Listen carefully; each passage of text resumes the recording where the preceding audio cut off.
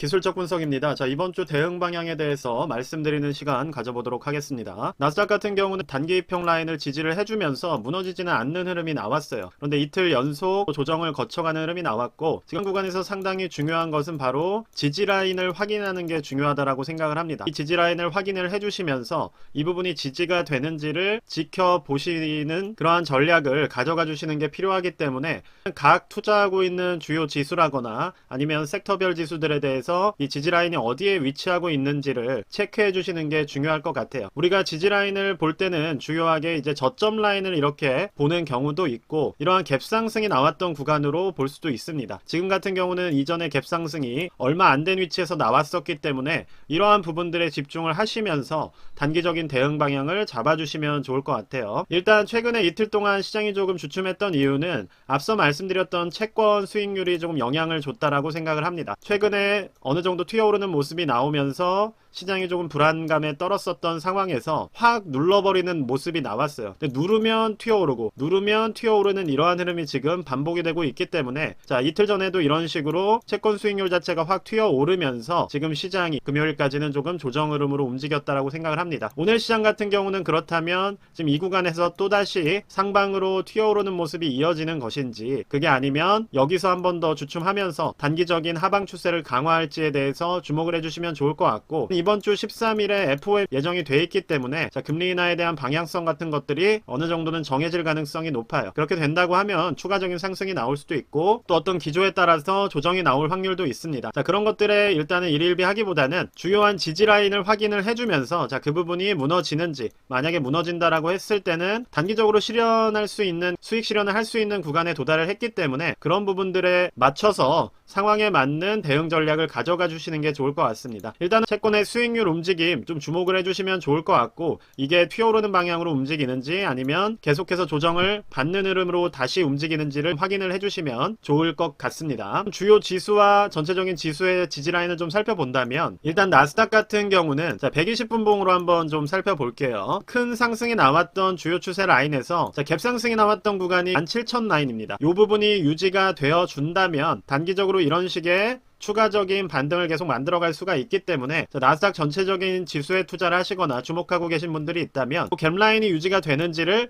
확인을 해주시면 좋을 것 같아요. 종가 기준으로 만약에 이 부분이 조금 위협을 받는다고 한다면, 자, 이런 식으로 조금 더 추가적인 하방을 만들어갈 수가 있고, 자, 120분 봉상으로 MACD나 슬로우 스토캐스틱 같은 경우에도 자, 하방으로 움직일 가능성이 있는 위치이기 때문에, 자, 요 지지 라인, 특히나 갭상승이 나왔던 시초갭 라인을 지켜주는지 주의를 기울이면서 봐주시면 좋을 것 같습니다. 자, 반도체 섹터도 유사한 흐름이에요. 같은 경우도 시초갭 라인이 이 구간에 잡혀 있었기 때문에 이 라인이 유지가 된다면 계속해서 추세를 타고 올라가는 것이고, 자, 종가 기준으로 만약에 이 부분이 돌파가 된다라고 한다면 추가적인 조정이 단기간에 조금 더 나올 수 있다라고 보고 있습니다. 자, 그렇기 때문에 이 부분에 주목을 해주시면서 단기적인 수익 실현을 고려를 해주셔도 될 것 같아요. 무슨 말씀을 드리는 거냐면, 자, S 기준으로 저 같은 경우는 우리가 수익률로 삼아야 되는 거를 한 20% 정도로 말씀을 드렸습니다. 자, 20% 수익률이 절대 작은 수익률이 아니기 때문에 이미 이 구간에서 두 번이나 터치가 나왔던 상황이에요. 충분히 수익 실현을 고려할 수 있는 구간이고, 이미 두 번이나 20%를 터치하고 왔기 때문에, 자, 이 부분에서 단기 입형 라인이 무너지는 흐름, 즉 앞서 말씀드렸던 갭상승 구간이 무너지는 흐름이 나온다면 또 단기적으로 이렇게 하방 44달러나 10% 이상의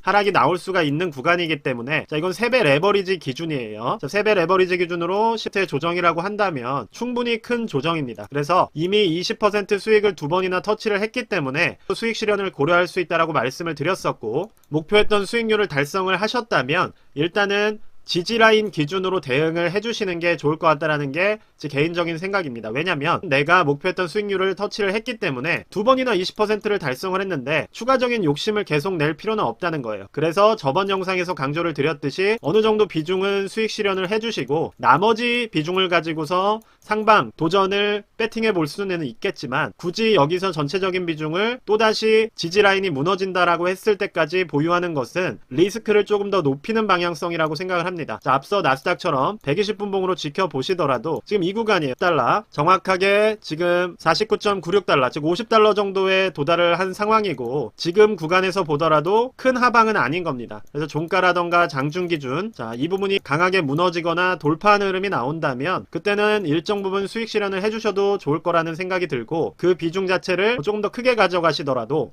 리스크 관리 측면에서는 나쁘지 않다라고 생각을 합니다. 만약에 이 부분이 지지가 나와준다면, 자, 이러한 구간에서 지지가 나오는 흐름이 나온다면, 자, 내일이든 FOMC 구간에서 충분히 상방으로 튀어오를 수 있는 가능성이 있다라는 것이고, 그게 아니라 빠르게 돌파가 나오면서 만약에 내가 여기서 리스크 관리가 들어가고, 자, 하방을 조금 더 다지러가는 그러한 움직임이 나왔을 때는 지금 측면에서 수익 실현이 나가도 크게 나쁘지는 않다라는 겁니다. 자, 뭐 일정 비중으로 나갈 수도 있는 것이고 전체 비중으로 나갈 수도 있다라는 거예요. 더블탑을 만들고 갭상승이 나왔던 구간까지 하방 돌파가 나온다면 그때는 조정폭이 10% 이상이 될 수가 있다라는 말씀을 드리는 것이고, 각자가 투자하고 계신 종목들도 이러한 지지라인을 확인을 해주시는 게 중요하다라는 거예요. 자, TMF 같은 경우도 지켜볼게요. 자, 여기 같은 경우도 일단 120분봉 기준으로 지금 여기서 갭상승이 한번 나왔었고, 지금 이러한 구간에서도 한번 나왔습니다. 1차적인 갭상승 구간은 갭하락이 나오면서 돌파가 된 상황이기 때문에 지금은 매수 들어가기에는 좋지 않은 흐름이라고 봐주시면 좋을 것 같습니다. 지금 단기적인 파동으로 움직이고 있어서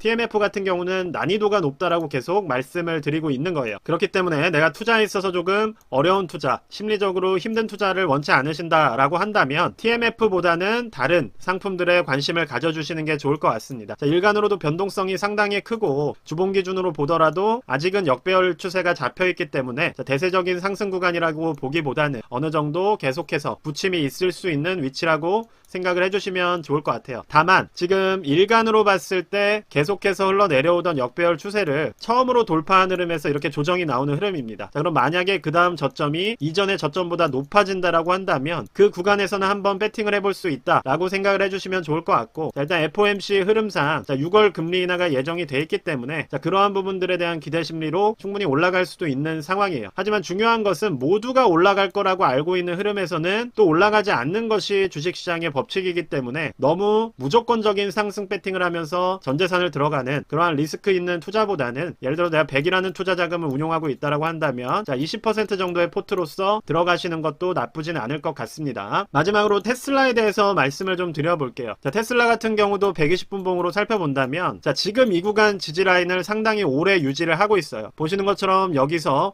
상당히 견고한 지지라인 흐름을 만들어가고 있고 횡보 흐름을 가져가고 있기 때문에, 제가 핵심적으로 강조드렸던 게 어떤 거예요? 바로 요 추세 라인, 자, 170달러 라인이 만약에 이렇게 돌파가 된다라고 한다면 충분히 이전 저점까지 터치를 하러 갈 가능성이 높습니다. 그래서 여기서 단기적으로 들어오신 분들은 반드시 손절이 나가야 된다라는 것이고, 그게 아니라 여기서 이렇게 지지를 만들면서 상방 매수세가 들어와 준다면 충분히 올라갈 수도 있는 그러한 횡보 구간, 지금은 어떠한 이러한 박스권 구간을 만들어가고 있는 상황이어서 여기서는 특별한 비중을 늘린다거나 빠르게 손절이 나간다거나 그러한 식의 전략보다는 일단 지켜보는 겁니다. 이 직사각형 패턴 안에서 결과적으로 상방을 향하는지 하방을 향하는지에 따라서 대응이 필요하다라는 거예요. 상방으로 향하게 된다면 보유라는 대응을 하는 것이고, 만약에 하방으로 이탈을 하게 된다면 손절이라는 대응을 해주셔야 되는 겁니다. 그것이 지금 방향성이 잡히기 전에 굳이 여기다가 자금을 넣으시면서 기다리시거나 기우제 같은 투자를 하실 필요는 없다는 것이고, 일단은 시장 상황을 계속해서 주목을 해주시면서, 자, 일단 보유 전략으로 나아가시는, 테슬라 같은 경우는 지금 그러한 구간에 있다라고 정리를 해드릴 수가 있을 것 같아요. 전체적인 영상을 그래서 요약을 해드리자면, 자, 일단 반도체 섹터나 뭐 나스닥, QQQ 같은 종목들은 이전에 초반에 갭상승이 나왔던 이 구간을 지지해 주시는지, 즉 지지라인 확인이 중요하다라는 것이고, 그 지지라인에 맞춰서 일부 수익 실현이 나갈 수가 있는 것이고, 만약에 이 지지라인을 터치하지 않거나 무너뜨리지 않으면서 이 위쪽에서 유지가 된다라고 했을 때는 계속해서 홀딩하면서 추가적인 상승을 노려보실 만한